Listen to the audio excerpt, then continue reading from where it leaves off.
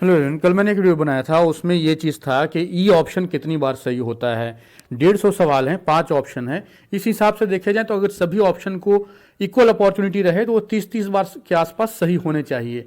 पर उसमें कल के वीडियो में ये बात निकल के आई थी कि जो ई ऑप्शन है वो औसतन 11, 12 या 13 बार ही सही हो पाता है। पिछले 3-4 बार का बीपीएससी का एग्जामिनेशन निकाल के देखें, 150 सवालों में औसतन कभी 7 बार, कभी 12 बार, कभी 14 बार, तो ऑन एन एवरेज जो है उसका 10 से लेकर के 12 के बीच में ही है ई ऑप्शन का। तो कहने का मतलब है कि ई ऑप्शन का सही होने का चांस बहुत ही कम होता है। अगर आप तुक्के के तौर पे ई ऑप्शन लगाते हैं तो ये गलती होगी। पर सवाल ये उठता है कि अगर ई ऑप्शन का चांस सबसे कम है, पिछले 3-4 बार के बीपीएससी का ट्रैक रिकॉर्ड देखते हुए, तो किस ऑप्शन का चांस सबसे ज्यादा है? पिछले 3-4 बार का बीपीएससी का अगर रिकॉर्ड देखें तो कौन सा ऑप्शन सबसे ज्यादा सही हुआ है? ये बात तो क्लियर हो गया कि ई ऑप्शन सबसे कम बार सही हुआ है, पर सबसे ज्यादा कौन सही हुआ है? इस वीडियो के अंदर में आपको इसी सवाल का जवाब मिलेगा। साथ में कुछ और भी ऐसे पॉइंट्स हम लोग देखेंगे जिससे जो तुक्का मारते एग्जामिनेशन में 100% परफेक्ट कोई नहीं होता। 150 में 150 बनाना बिल्कुल एक्यूरेसी के साथ शायद ही कोई ऐसा हो। तो तुक्का कोई कम कोई ज़्यादा हर कोई मारता है, पर सवाल यह है कि तुक्का इफेक्टिवली कैसे मारा जाए ताकि ज़्यादा से ज़्यादा तुक्का आपका सही लगे। एग्जामिनेशन में, कॉम्पिटिटिव नेचर के एग्जामिनेशन में हर एक नंबर की वैल्यू है। अगर आप सही तरह तुक्का मारते हैं तो कुछ नंबर आपके बढ़ सकते हैं और कुछ नंबर के फासले से बहुत लोग अंदर और बहुत लोग बाहर हो जाते हैं। तो इस वीडियो को अंत तक देखिए। सबसे पहले ये ई वाला जो ऑप्शन था जो मैंने कल वीडियो बनाया था, ये देखिए। 65वीं में 11 बार, 66वीं में 7 बार, 66वीं की री एग्जाम में 14 बार। इस वीडियो के अंदर भी पिछले 3 बार के बीपीएससी का रिकॉर्ड मैंने उठाया है और मैं आपको दिखाता हूं कौन कौन सा ऑप्शन कितनी बार सही हुआ है। 64वीं बीपीएससी है ये। ए 31 उसमें था, बी 37, सी 38, डी 27 और ई 14। अब इसमें जो चीज़ें हैं ध्यान देने वाली, वो पहले तो अगर ये सबको पांचों को सम करके जोड़ करके 150 ना आए तो आप ये समझिएगा कि कुछ क्वेश्चन बीपीएससी ने डिलीट किया है, तभी 150 पूरा नहीं हो रहा है। अपनी तरफ से मैंने पूरा कोशिश किया है कि जो नंबर आपको दिखे, जो फिगर आपको दिखे वो बिल्कुल सही हो। तो ये फिगर आपको दिखता है 64वीं में। एक बार मैं 65वीं 66वीं सब दिखा देता हूँ, फिर इस पर मैं बात करता हूँ। 64वीं आपने देख लिया, 65वीं का देखिए। बीपीएससी के अलग अलग सेट में जो क्वेश्चन होता है वो नहीं बदलता है। जो उसके ऑप्शन का ABCD पर जो सा ऑप्शन जिस सीरियल नंबर पर होता है ABCD, वो भी वहीं का वहीं रहता है। बस जंबल होता है क्वेश्चन नंबर। क्वेश्चन नंबर आगे पीछे होता है, जो ऑप्शन में जो सीरियल नंबर होता है वो वहीं का वहीं रहता है।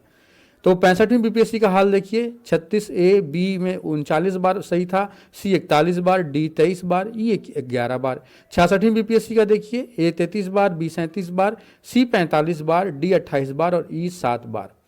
अब 3 बीपीएससी का आपने पिछले का देख लिया। अब इससे कंक्लूजन क्या निकलता है, निष्कर्ष देखिए। इंपॉर्टेंट यही वाला पॉइंट है। अब इसमें जो मेन मुद्दा है वो है कि ई के बाद अगर किसी ऑप्शन के सही होने का चांस सबसे कम है तो वो डी ऑप्शन है। मतलब कि अगर आप तीनों में एक बार चेक करें तो डी ऑप्शन ई के बाद सबसे कम बार सही हुआ है। और पर सवाल ये है कि सबसे ज्यादा बार कौन सा सही हुआ है, तो सभी को आप चेक करें। सी ऑप्शन जो है वो हर जगह पर लीड करता हुआ दिखेगा, हर एक बीपीएससी में। सभी एग्जामिनेशन में आप देखेंगे कि सी ऑप्शन जो है वो सबसे ज्यादा बार सही होता है। हालांकि ये भी है कि ए और बी भी काफी हद तक उसका भी शेयर स्ट्रांग रहता है। बी और सी का बहुत ज्यादा होता है। एक सबसे ज्यादा सी का चांस होता है, फिर बी के सही होने का चांस होता है, फिर ए के सही होने का चांस होता है, फिर डी और फिर लास्ट में ई। तो जो प्रोबेबिलिटी बनता है लास्ट 3 बार के बीपीएससी एग्जामिनेशंस को देखते हुए वो यही बनता है कि सी सबसे ऊपर है और ई सबसे नीचे है। जो ट्रैक रिकॉर्ड है वो तो यही बता रहा है। अब आपको मान ले कोई सवाल नहीं आ रहा है तो सीधे आपको इस थ्योरी पर नहीं चलना है कि सी को लगा दिया, एक फिर गलत हो जाएगा। आपको ये भी देखना है, कई सारे और फैक्टर्स होते हैं जो डिसाइड करते हैं। अगर आप कुछ ऑप्शंस को एलिमिनेट कर सकते हैं, जो 4 ऑप्शन 5 ऑप्शन आपका दिया हुआ है उसमें से कुछ ऑप्शंस को आप एलिमिनेट कर रहे हैं, आपको पार्शियल नॉलेज है उस सवाल का, तो फिर आप एलिमिनेट करके और उसके बाद जो आपको सही लगता है वो लगाएं। फिर ये थ्योरी ना लगाएं कि सी ऑप्शन का चांस ज़्यादा है और बी का चांस ज़्यादा है।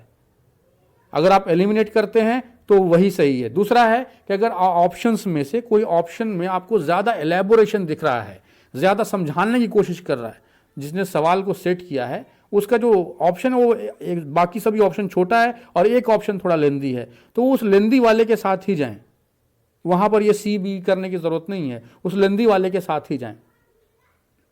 लेकिन जब आपको कहीं कुछ नहीं दिख रहा है, बिल्कुल ब्लाइंड, आपको कोई नॉलेज नहीं है उस सब्जेक्ट की, तो वैसी कंडीशन में आप ए, बी या सी को, अगर आपने जो बाकी जितने भी आपने अपने मेरिट से जो भी बनाया उसमें से अगर आप चेक कर लें कौन से ऑप्शन ज़्यादा लगे हैं, एक बार कैलकुलेट कर लें, क्योंकि बीपीएससी का जो ट्रैक रिकॉर्ड है वो यही है कि जो ज़्यादा जो डिस्ट्रीब्यूट हो रहा है वो ए बी सी में हो रहा है, और ए बी सी में सी और बी में बहुत ज़्यादा हो रहा है।